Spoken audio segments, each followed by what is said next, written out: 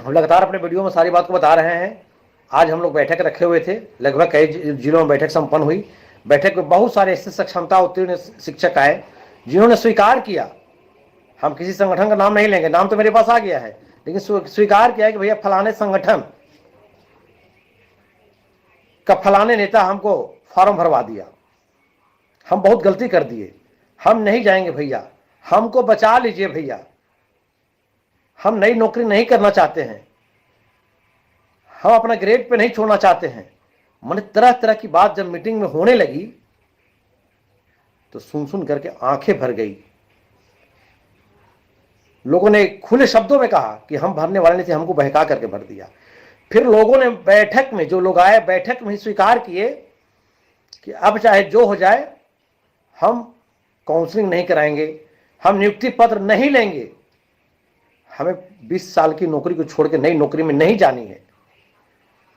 तो आज के बैठक से हमको एक बात समझ में आई कि इस प्रकार के हालात लगभग सभी जिलों में है कि संगठन की आड़ में जो आज तक चंदा वसूले शिक्षक से, और जब शिक्षकों के लिए विषम परिस्थिति आई तो खुद जो चंदा वसूलने वाले नेताजी लोग थे उनका हट अलाउ नहीं किया, वो उनको खुद लगा कि हमारी नौकरी चली जाएगी, और उन्होंने वे स्वयं तो फॉर्म भरे ही, बाकी निर्दोष शिक्षकों को भी फॉर्म भरवा करके नई नौकरी की कतार मिला के खड़ा कर दी, जिसका पोला शिक्षकों ने खोला। मैं बिहार के तमाम आम शिक्षक से बार बार कह रहा हूं, आज भी कह रहा हूं कि वर्तमान में वही संगठन है जो आपके लिए चाहे जिस रूप में, चाहे सोशल मीडिया में हो, चाहे धरातल पर हो, आपके लिए आवाज उठा रहा हो, रोज आपको बोल रहा हो, रोज बिहार के शिक्षक को मोटिवेट कर रहा हो, वही संगठन जिंदा है, वरना कोई नहीं है। सब मतलब के यार थे, सब चंदा तसीलने के यार थे, चंदा तसीला मतलब साधा, साइड हो गया और चुप्पी साध करके देख रहा है, इंतजार कर रहा है जब कुछ बढ़िया आएगा तब देखिएगा 4 गो अपने अनुयायी को खड़ा करेगा अगल बगल और वीडियो कॉन्फ्रेंस करेगा, बोलेगा हमने कहा था ऐसा होगा ऐसा होगा। आज कहां गया वह? वैसे शिक्षक नेता को चुन करके समय आने पर जूता का मार डालना होगा। अब नहीं चलेगा, कोई गंदा काम नहीं करेगा, कोई गंदी राजनीति नहीं करेगा शिक्षक के नेतृत्व के नाम पर। मैं बिहार के तमाम शिक्षकों से कहना चाहता हूं, बहुत सारे साथी समझ गए सरकार की छलावा को। जब 2003 और 5 की बहाली हुई, जब 4 में पुरानी पेंशन बंद की गई, उस समय हम लोग का उम्र कम था, उम्र का भाव था। यही नीतीश कुमार जी 3 और 5 की बहाली को समाप्त करते हुए और 6 से कर दिए कि सबको 6 से मानेंगे। फिर जब हम लोग 6 से हम लोग आ गए, उस समय उम्र का अभाव था, हम लोग बात को समझ नहीं पाए, हम लोग एक्सेप्ट कर लिए, चुप रह गए। फिर जैसे ही 2009 होता है, कहे कि नहीं अब आप लोग को दक्षता दिखाना पड़ेगा, आप लोग दक्ष नहीं है। हम लोग आंदोलन किए, उस समय इनका आदेश था कि जो फेल कर देगा उठा हटा देंगे। आंदोलन किया, आंदोलन सफल रहा, परीक्षा दिए, अच्छा सब लोग 93-94% नंबर लगे पास किए। फेल करने वालों को हम लोग हटने नहीं दिए, आज भी सेवा में है। यह आंदोलन की ताकत थी, संगठन की ताकत थी। फिर 2012 में भारत सरकार का देश लागू हुआ कि आप जो शिक्षक बनेंगे टीईटी पात्रता एसटीईटी देकर के आएंगे। हम लोग आए, शिक्षक बने।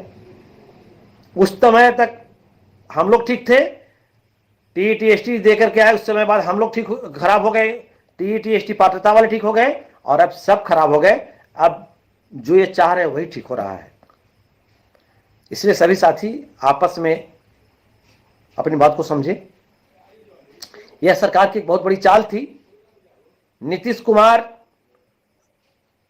को यह समझ में आया कि अब तो पहले वाले शिक्षक का पद जो स्वीकृत था उसको हम समाप्त कर दिए, और उनको पता नहीं चला कि कब नियोजित शिक्षक धीरे धीरे चलते चलते यहां तक पहुंच गया कि उसका वेतन जो है से अब 2 साल बाद 27 तक होते होते इसका वेतन 80-85 हज़ार हो जाएगा। इनको अब जाके समझ में आया। तो यह के पाठक जैसे अधिकारी को ला करके शिक्षकों में डर पैदा कर करके और जबरदस्ती यह प्लान किए कि किसी रूप में नियोजित शिक्षकों को हटा देना है।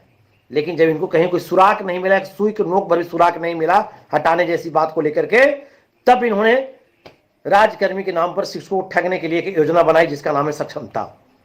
और हमारे साथी संगठन के लाख कहने के बावजूद भी सक्षमता की जाल में फंस गए। अब सरकार की पोल खुल गई।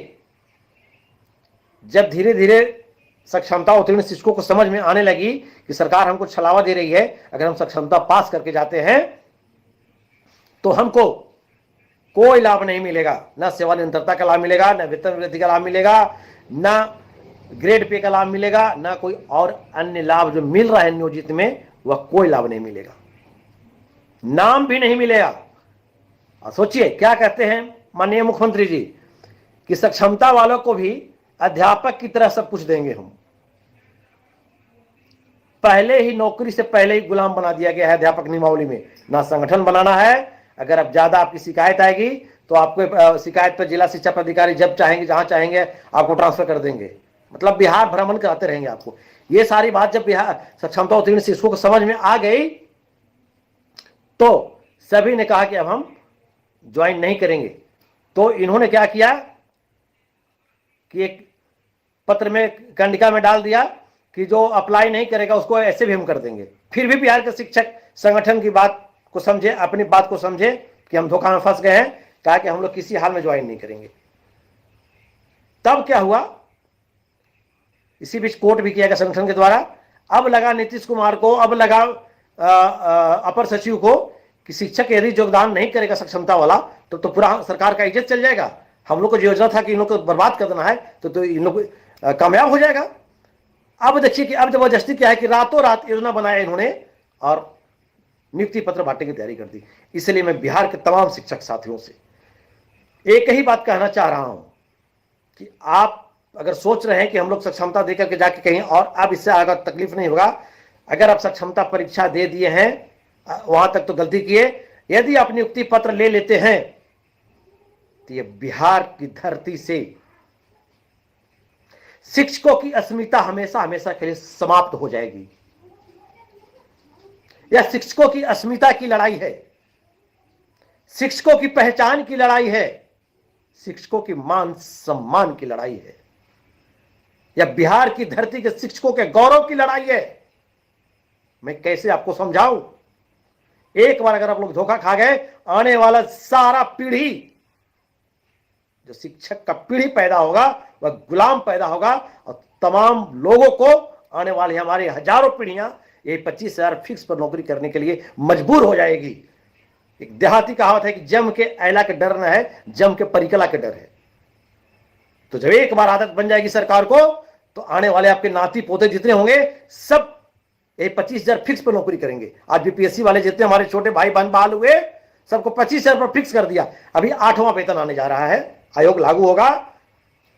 सोचिए कि ग्रेड पे जिसका ग्रेड पे होता है उसी को 7वां वेतन मिला। अगर हमारा ग्रेड पे 2015 में हम लोग लड़ करके नहीं लिए होते तो ग्रेड पे नहीं मिलता, और फिर भी 8वां वेतन उसी को मिलेगा जिसका ग्रेड पे है।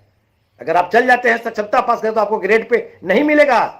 जो नियोजित शिक्षक में आपको आवास बताओ क्या क्या मिल रहा है, जितना नहीं मिलेगा। सरकार यही चीज खत्म करने के लिए चाह रही है।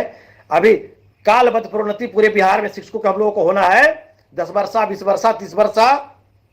सरकार से अरे बाप रे बाप, इतना पैसा बढ़ाना पड़ेगा इन लोगों को, प्रोन्नति देना है उसमें इतना पैसा बढ़ाना पड़ेगा इन लोगों को। इसलिए सरकार यह चाल चली, और जब देखेगा शिक्षक कोई नहीं जाने के लिए तैयार है तो जबरदस्ती करके नियुक्ति पत्र दे देंगे। इसलिए बिहार के तमाम शिक्षक, अगर जरा सा भी यहाँ पे शिक्षक का लाज मान सम्मान प्रतिष्ठा है तो आप किसी भी हाल में शिक्षकों की अस्मिता को बचाइए, और कोई शिक्षक नियुक्ति पत्र नहीं लेगा। देखते हैं कि सरकार में कितना दम है, कितने लोगों को एक बार कतार में खड़ा करके नौकरी से निकालती है सरकार। हम लोग सरकार से आमने सामने लड़ेंगे, पूरे बिहार की धरती को जाम कर देंगे। मैं सिर्फ बोल नहीं रहा हूं, मैं लड़ने के लिए तैयार हूं। शिक्षकों की अस्मिता के लिए कुछ भी कर सकते हैं हम लोग, सड़क से लेकर सदन तक लड़ेंगे। आप लोग कोई साथी नियुक्ति पत्र नहीं लेंगे, नहीं लेंगे, नहीं लेंगे। लड़ने के लिए तैयार रहिए, शिक्षकों की अस्मिता को बचाइए।